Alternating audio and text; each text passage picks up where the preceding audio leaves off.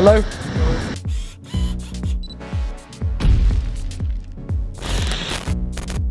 What's up, Geek fam? It's Cameron here for GadgetGeek. As you can see, got the new MacBook Pro, and I guess let's go to the studio.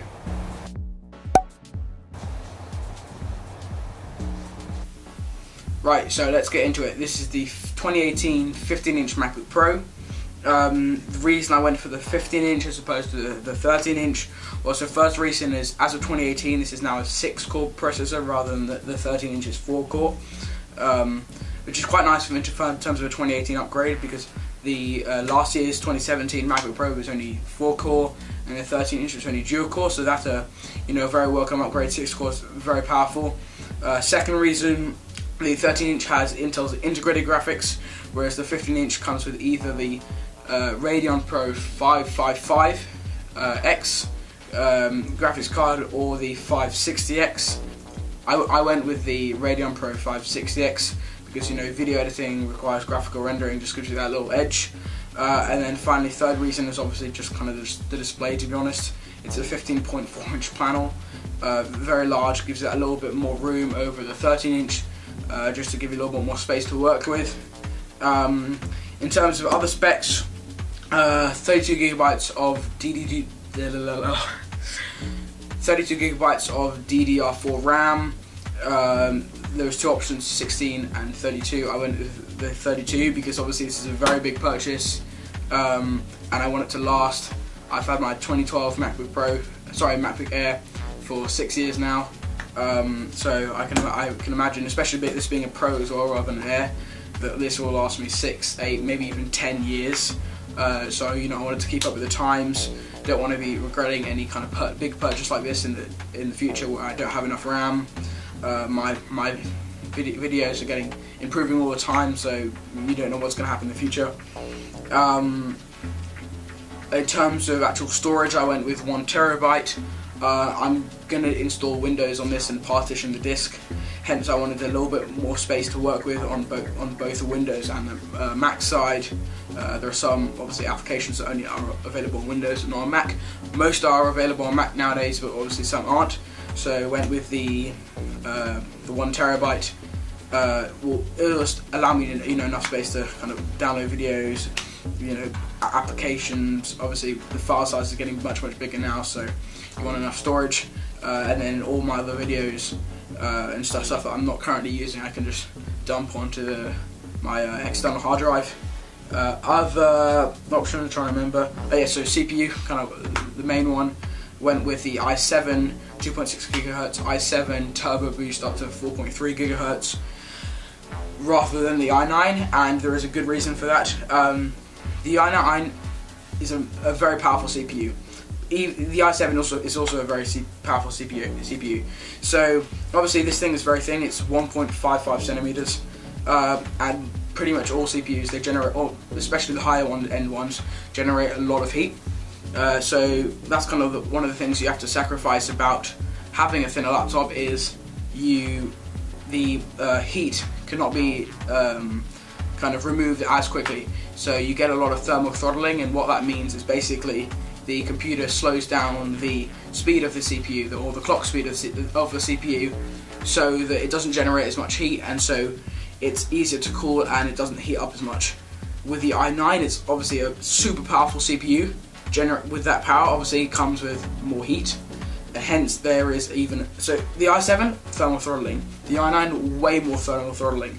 So by the time you put it into this laptop and have that size, that's one of the things you sacrifice. You don't have that same speed that you would say have if you put it into, say, a proper kind of desktop computer where it can dissipate that heat really easily.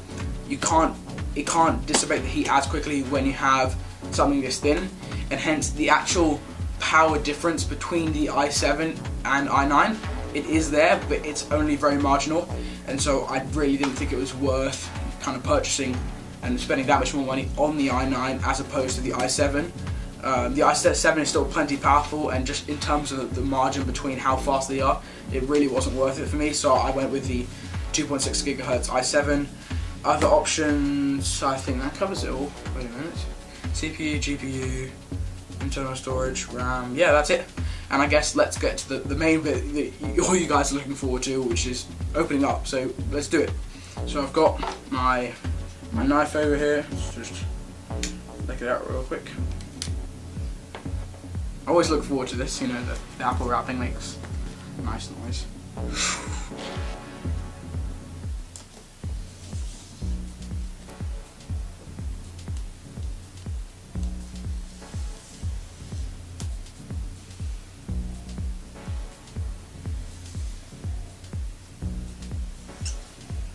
Damn. Nice. Ooh, I'm so excited. Just turn it over. Slide the plastic covering off.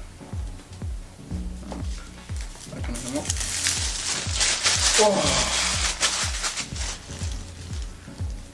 Time.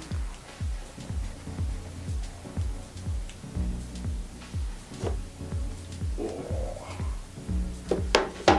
That looks so good. Damn. So thin. Oh my god. Looks so good. I'm kind of disappointed that since the 2016 MacBook Pro that they haven't had the you know, the classic light up Apple light, you know. That was always like one of the things about the Macs, you know, the light up Apple logo, and they decided not to go with it, but whatever. So in terms of in the box, obviously you've got your USB-C cable, USB-C to USB-C. Obviously they ditched all the ports on the 2016 and kind of next gen Apple MacBook Pros, so it's now just USB-C. So obviously got USB-C cable, got power brick, wall plug, your kind of Apple Notes, probably have a Apple stickers in here probably, as you do normally. MacBook Pro, do you get Apple stickers?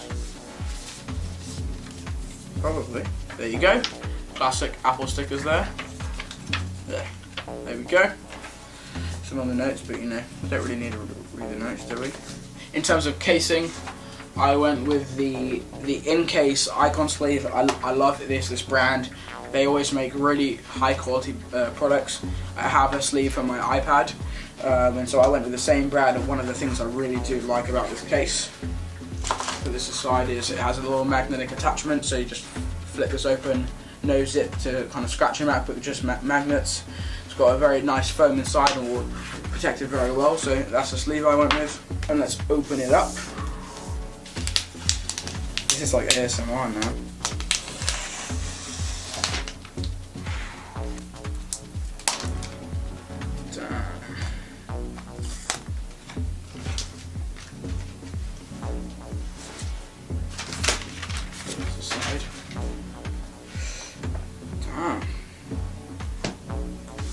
Great.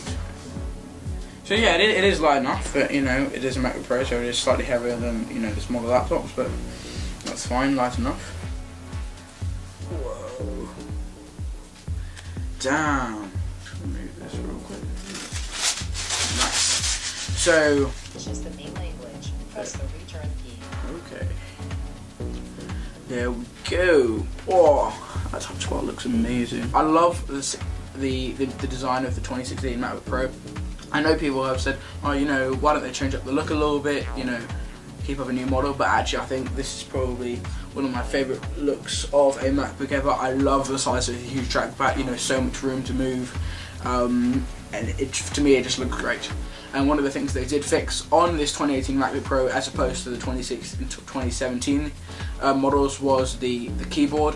There was there were some lawsuits going on because dust had got under the keys and it basically makes the key useless, and the keyboard is one piece and I think it's soldered in, so you can't actually remove it, so it costs loads and loads of money to replace your keyboard, and a lot of people didn't complain about that, so they have this new little mesh underneath, like a rubber mesh underneath the keys to hopefully stop any kind of dust getting in, so hopefully that should prevent any kind of damage. But I guess we'll see, really. Oh, like keyboard feels so nice. I know a lot of people don't like it because of the lack of keyboard travel, but actually I quite like it. Like it's still, you know, kind of tactile. One of the things I was kind of disappointed about the MacBook though was it's 2018. The bezels are, you know, a little bit big for my preference.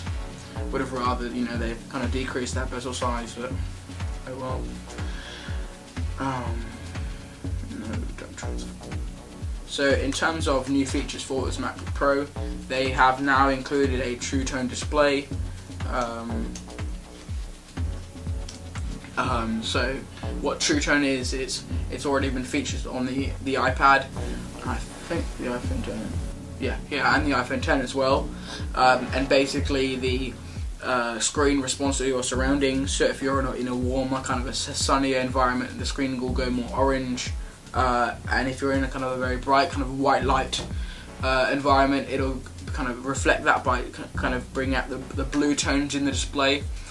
I'm not sure how useful that is on something like a Mac. I know with an iPad it is great because obviously I use mine for taking notes, and so it is kind of like a piece of paper, and I think that's awesome. For a Mac, I'm not sure. I know it does for certain applications such as photos, video editing. It does turn the feature off automatically even if you have it on. Obviously, so you can get kind of the color correction correct. But even then, I'm not really sure if I'm going to keep it on because it's, to be honest, not such a useful feature. I think it's more of a kind of a marketing scheme idea because I don't think it's really that useful on a Mac. I love the size of it.